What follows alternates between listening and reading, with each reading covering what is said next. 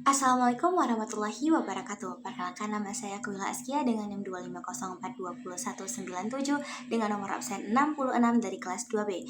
Pada kesempatan kali ini saya akan mempresentasikan tentang konsep dasar pendidikan agama Islam. Baik, pada slide pertama kita akan membahas mengenai konsep dasar pendidikan agama Islam. Materi ini menjelaskan bagaimana pendidikan Islam tidak hanya berfokus pada pembelajaran ilmu, tetapi juga pembentukan kepribadian dan akhlak manusia. Pendidikan Islam mengajarkan agar manusia mampu menjalani kehidupan sesuai dengan nilai-nilai agama. Transformasi pengetahuan, Islam sebagai pandangan dunia dan konteks Indonesia. Pada bagian pendahuluan dijelaskan bahwa di era globalisasi, perubahan terjadi dengan sangat cepat sehingga manusia harus terus belajar sepanjang hidupnya. Pendidikan tidak lagi terbatas di sekolah saja. Pada poin transformasi pengetahuan, maksudnya adalah pendidikan harus mampu mengembangkan seluruh potensi yang dimiliki seseorang, bukan hanya membuat seorang pintar secara akademik.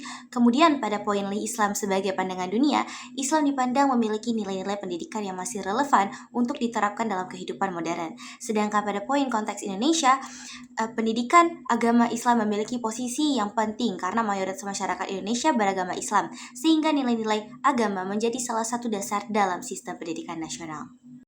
Kemudian tujuan pendidikan Islam. Pada slide ini dijelaskan tujuan utama pendidikan Islam. Tujuan pertama adalah dekat dengan Allah. Artinya, pendidikan tidak hanya mengajarkan ilmu, tetapi juga membimbing manusia agar memiliki hubungan spiritual yang baik dengan Allah Subhanahu wa taala. Tujuan kedua adalah bahagia dunia dan akhirat. Maksudnya, ilmu yang dimiliki seseorang harus dapat membantu dirinya menjalani kehidupan dengan baik di dunia sekaligus menjadi bekal untuk kehidupan di akhirat. Karena itu, pendidikan Islam juga sangat menekankan pembentukan akhlak yang baik. Nah, selanjutnya pada slide ini terdapat 3 konsep penting dalam pendidikan Islam. Yang pertama adalah tarbiyah. Istilah ini berkaitan dengan proses membimbing dan mengembangkan potensi manusia secara bertahap. Jadi, pendidikan dipandang sebagai proses yang memerlukan waktu dan kesabaran. Yang kedua adalah ta'lim, yaitu proses pemberian ilmu pengetahuan kepada peserta didik. Yang ketiga adalah ta'dib, yaitu pembentukan adab dan karakter yang baik. Dalam pendidikan Islam, seseorang tidak cukup hanya memiliki ilmu, tetapi juga harus memiliki perilaku yang baik. Selanjutnya, pada slide ini dijelaskan lebih dalam mengenai konsep tarbiyah. Poin menyadarkan fitrah, berarti setiap manusia lahir dengan potensi yang baik dan pendidikan bertugas membantu mengembangkannya. Poin mengembangkan keterampilan menunjukkan bahwa pendidikan juga harus melatih kemampuan seseorang agar dapat menghadapi kehidupan.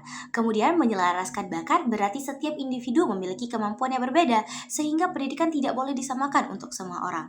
Terakhir, bersabar dalam proses mengajarkan bahwa perkembangan seseorang membutuhkan waktu dan tidak dipaksakan. Selain itu, menurut An-Nawawi, pendidikan harus memiliki tujuan yang jelas, bersumber dari ajaran Allah dan sesuai dengan syariat Islam. Kemudian potensi manusia dalam pandangan Islam, potensi memberi manfaat, potensi merusak, dan potensi ketuhanan. Pada slide ini dijelaskan bahwa manusia memiliki potensi dalam dirinya. Pertama, potensi memberi manfaat, yaitu kemampuan manusia untuk berbuat baik dan membantu orang lain. Kedua, potensi merusak, artinya manusia juga memiliki kecenderungan untuk melakukan hal-hal yang tidak baik jika tidak diarahkan dengan benar. Dan yang ketiga, potensi ketuhanan, yaitu kemampuan manusia untuk mengenal dan mendekatkan diri kepada Allah Subhanahu wa taala. Karena itu, pendidikan Islam diperlukan agar potensi yang baik dapat berkembang dan potensi yang buruk dapat dikendalikan. Selanjutnya, menurut Imam Al-Ghazali, keberhasilan pendidikan tidak hanya diukur dari nilai yang tinggi atau prestasi akademik. Pendidikan dianggap berhasil apabila mampu mengubah perilaku seseorang menjadi lebih baik. Beliau juga menjelaskan bahwa Al-Quran dan As-Sunnah menjadi landasan utama dalam pendidikan. Tujuan akhirnya adalah membentuk manusia yang berakhlak mulia, sehingga dapat memperoleh kebahagiaan di dunia maupun di akhirat. Imam Al-Ghazali menjelaskan bahwa ada 5 hal yang saling mendukung dalam proses pendidikan. Pertama, tujuan pendidikan, yaitu mendekatkan manusia kepada Allah.